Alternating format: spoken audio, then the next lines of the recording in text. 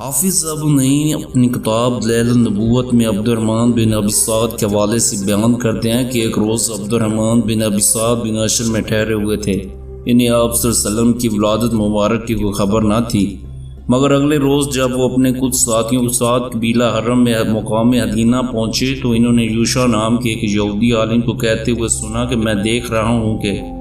احمد نام کا ایک نبی مکہ میں پیدا ہونے والا ہے۔ یہ سن کر بنی اشل کے ایک شخص خلیفہ بن سہیل اشلی نے یوشع سے کہا کہ تم مذاق تو نہیں کر رہے؟ اچھا بتا کہ اس نبی کے اوصاف کیا ہوں گے؟ یوشع بولا، اس کا ظہور حرم کی طرف سے ہوگا، اس کا قد نہ چھوٹا ہوگا نہ بہت طویل ہوگا، اس کی آنکھوں میں سرخ ڈورے ہوں گے، لباس کے ساتھ اس کے سر پر عمامہ ہوگا۔ جب خلیفہ بن سہیل اشلی نے اپنے قبیلے میں واپس جا کر یہودی یوشع کی باتیں سنائی تو یہ بات سننے تو اس کے قبیلے والے یکا زبان ہو کر بولے، تم ایک یوشع کی باتیں کرتے ہو؟ کل سے جسرہ مدینہ کے تمام یہودی یہی باتیں کر رہے ہیں۔ اس کے علاوہ مالک بن سنان بتاتے ہیں کہ وہ اس روز اپنے گھر میں اتفاق قبیلہ بنو قریظہ کے یہودی قبیلے میں چلے گئے۔ انہوں نے وہاں دیکھا کہ بہت سے لوگ اکٹھے ہیں اور ان کا ایک عالم زبیر بن باتا کہہ رہا کہ آسمان پر ایک سرخ ستارہ نبودار ہو، اور ایسا ستارہ صرف اس وقت نبودار ہوتا ہے جب کہیں کوئی نبی پیدا ہوتا ہے۔ آج جو نبی پیدا ہوا اس کا نام احمد ہے، جو آخری نبی کا نام ہے، اور وہ ہجرت کر کر یہاں آئیں گے۔ یاد رہے کہ آپ صلی اللہ علیہ وسلم کے متعلق تمام غیب کی مذہبی کتابوں میں پیشن گوئیاں موجود ہیں جن کے مطابق آپ صلی اللہ علیہ وسلم کا نام مبارک تورات و انجیل میں احمد آیا ہے۔ جب مدت بعد کسی شخص نے حضرت محمد صلی اللہ علیہ وسلم کی زبیر بن باتا کی یہ باتیں بتائیں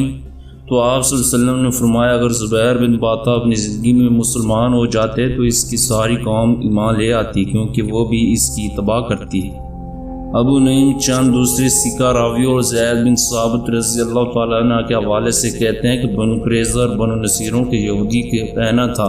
کہ سرخ ستارہ صرف دنیا کے آخری نبی کی ولادت پر طلوع ہوگا،